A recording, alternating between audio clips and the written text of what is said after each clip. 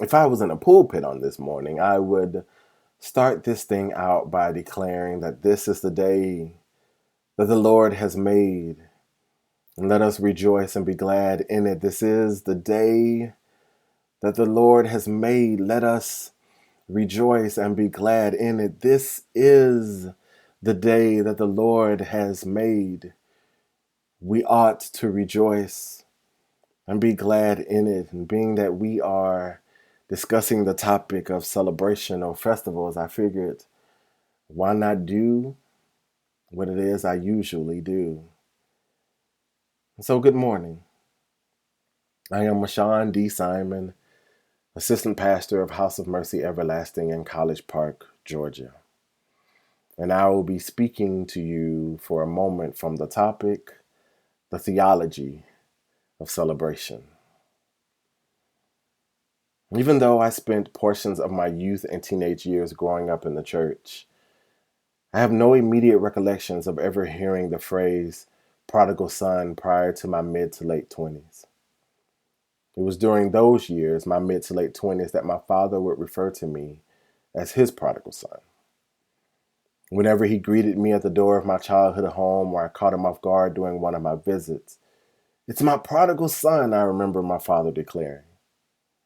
Now, you may be wondering what it felt like to be compared, equated to an individual that so many people considered to be, well, irresponsible.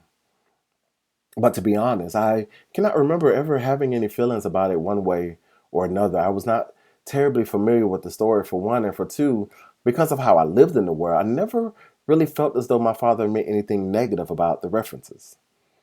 I, as far as I was concerned, was in no way irresponsible, unmotivated, ungrateful, or any of the adjectives many people have over the years used to describe the young man portrayed in our parable on this morning. And so these many years later, I must admit that I find it slightly ironic to be sharing with you all from this text on this day because, as you know, it's Father's Day. That day set aside to celebrate those we call dad or consider our father figures. How fitting to be engaging this father and these sons on this day in the midst of this season. I find it almost ironic where this parable lands in Luke's account of Jesus' ministry. As told only by Luke, the parable is bookended by a series of teachings related to either some form of loss or references to order. How ironic is it that during this time in which we find ourselves, a global pandemic, where we're all dealing with some form of loss, whether it's the loss of a loved one or a friend, or the loss of access to our families or friends, or the loss of stability as the economy is struggling, we also find ourselves in the midst of what the powers may be would describe as an air of lawlessness and chaos and disorder, civil unrest across the country. And as all of this is going on, we are presently in a season of supposed celebration, gay pride, and Father's Day. How ironic that on this morning we would find ourselves faced with an illustrative moral lesson about loss and celebration as told to us by the one whom we celebrate for making the ultimate sacrifice, giving his life. According to Jesus, there was a man who had two sons. We don't know his name. We don't have an age. We don't know what he has done for a living to acquire all that he has. All we know is that he has enough wealth and property to divide it between his two sons. At the start of the story, Jesus shares with those listening that the younger son asks his father for what's his. Rather than waiting for the appointed time, he wants to take ownership of his inheritance in this very moment. His father obliges, and not long after that, the son launches out in the world. And then he blows everything. Now imagine, if you will, one of those movies where the guy decides to do it big in Las Vegas. He and a group of friends decide to spend the weekend in Sin City. They luck up on a craps table, or maybe it was a slot machine. And after a few drinks and a few attempts, they hit the jackpot. Sirens are going off, lights are flashing. Everyone has stopped what they are doing to take in the scene as this guy, maybe a college sophomore or better yet, a senior at a major Ivy League school, freaks out in excitement and celebrates as boisterously as possible. And then he wakes up the next morning, hungover. His clothes are dirty and sticky, and he has no memory of what happened the night before. His friends are nowhere to be found. He has no clue where he is or whose room he is occupying. He struggles to get his bearings, and after some time realizes he is dead broke. He lost everything, spent everything he won the night before doing it big, living the fast life and partying excessively. This is what comes to mind for me as I read and investigate the text. The son who requested that his father give him what he considers his now has nothing and has to figure life out on his own.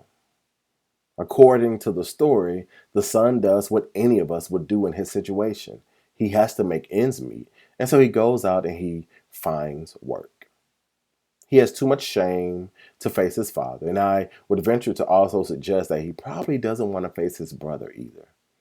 Eventually, he accepts that he will have to return home, and why shouldn't he? His father is a wealthy man, and if he should work for anyone, he should at least work for his dad.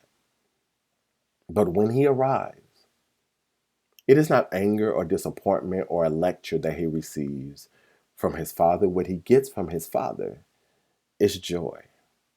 What he gets from his father is relief in knowing that his son is alive. What he gets from his father is a celebration. His prodigal son has returned home.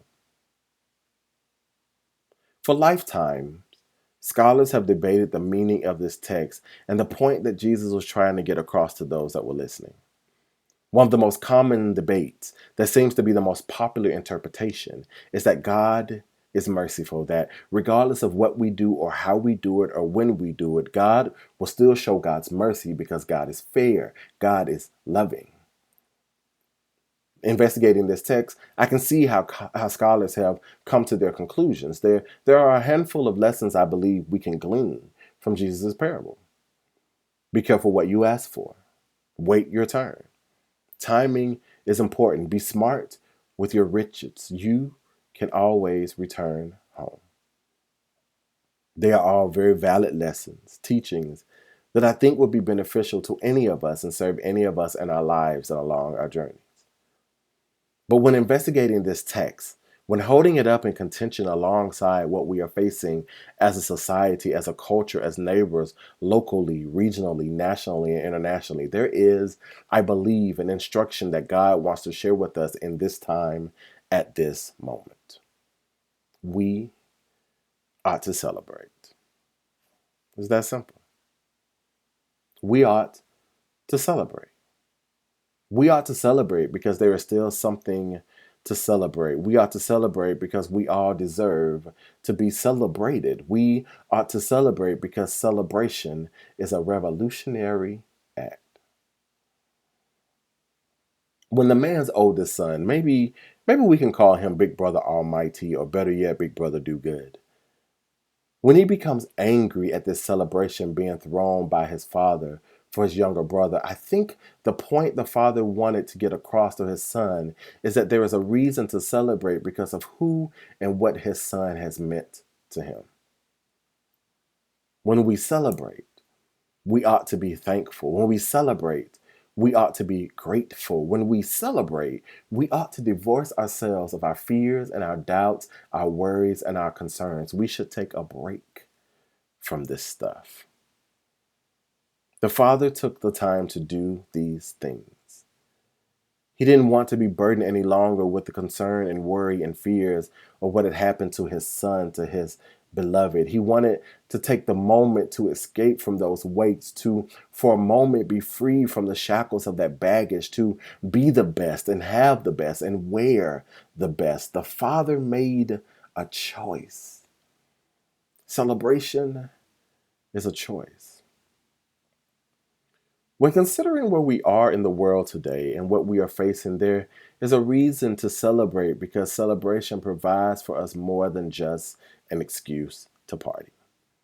Celebration provides for us an opportunity to express our love, our gratitude, our affection for ourselves and for others. Celebration provides for us an opportunity to recognize and display and express our pride. Celebration is a chance to reflect. Celebration is a chance to consider. Celebration is a chance to declare and proclaim and affirm that we matter, that we exist, and that we choose to live and be seen and to have joy.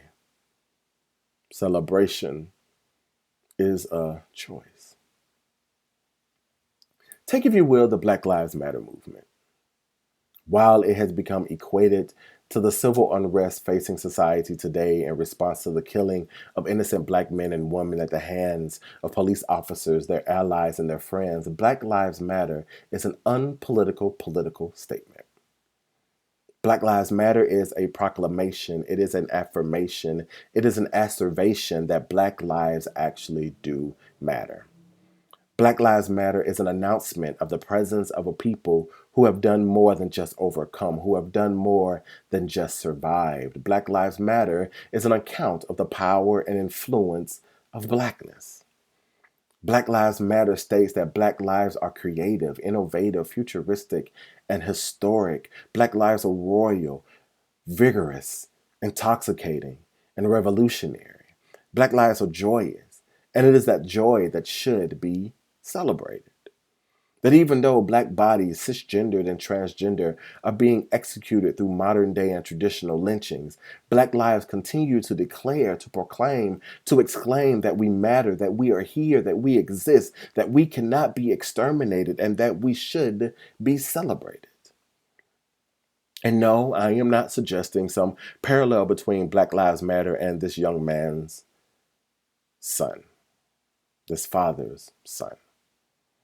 This is not a loosely veiled attempt to make some political or even religious comparison between the actions of the younger son who, in all of his privilege, made some questionable decisions that in a lot of ways almost mirror the actions of your average spoiled brat who is not all that impressive and has benefited from the access and success and accomplishments of his lineage to get by in the world, with a movement that is changing the course of history and bringing to light the systemic issues that have allowed someone like the younger son to benefit from the privileges afforded him because he just so happened to be born into a certain family. Even though I do find myself considering the parallels between these two sons, and Cain and Abel, Isaac and Ishmael, Jacob and Esau, this is not a Black Lives Matter versus All Lives Matter argument, statement, or moment. Black lives matter. Black Lives Matter is a stated fact with a celebratory meaning. We matter, and that ought to be celebrated. Celebration is a choice. And if I were to make parallels, I would probably more easily parallel Black Lives Matter with the older son, Big Brother Almighty, who in a lot of ways feels overlooked, neglected, underappreciated by his father because he has been there and worked and toiled and sacrificed and slaved, while his younger, not all that impressive, mostly average, privileged younger brother got the party. That is actually a more accurate comparison and portrayal of this country's history, if you ask me. I can understand, I can relate to the frustration of Big Brother Almighty, aka Big Brother Do Right. I know what it is like to have been there, to have been present, to have toiled and sacrificed, to have placed yourself in the face of danger, setting off a protest that would lead to the development of a month-long celebration for which companies produce and sell apparel or develop campaigns to celebrate you as a means of showing that they are allies. Wait, are we talking about Black History Month or Pride Month? Wait. We are talking about a father and his two sons. Sorry. Society today is doing all it can to keep us from celebrating. And so I think it is worth following the father's lead, heeding his message to his sons on this Father Day during this Pride Month. Our lives, our survival, our presence ought to be celebrated. And even though Big Brother Almighty feels overlooked, neglected, underappreciated, and invisible, he has agency to be celebrated as well. Just like our Black trans sisters and brothers who, if not for them, we wouldn't have these pride celebrations because of their sacrifices, their protesting, their rioting, and how it laid the foundation for this season of celebration. And the women who called out their abusers and declared that their agency had been robbed, they ought to be celebrated as well. And the young Black boy and girls who have grown up believing they did not matter, that they aren't worthy, that they aren't smart enough or pretty enough or capable enough, they ought to be celebrated too.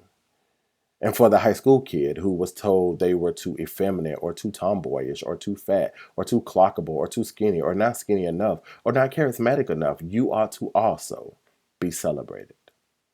Celebration is a choice. Given our current state of affairs, we ought to celebrate, but it is not just enough to celebrate. We ought to celebrate with purpose. We ought to celebrate for a reason beyond celebrating for the sake of celebrating. Since we have the choice, since we have the chance, since we have the option and the freedom to celebrate, our celebrations must count. They must matter. They must account for something. Whether it is declaring that Black lives matter, Black trans lives matter, or that our votes matter, we ought to celebrate. Whether it is we are here, we're queer, and we aren't going anywhere, we ought to celebrate. Whether it is Me Too, Time's Up, Love Wins, or Not in My Name, we ought to celebrate. We ought to celebrate because it is our duty to celebrate. We ought to celebrate because our very survival depends on it. We ought to celebrate because our very presence requires it. We ought to celebrate because our sanity craves it. We ought to celebrate because God is calling us to it. Celebration is a choice. Celebration is a revolutionary act. Celebration is a privilege. We ought to celebrate.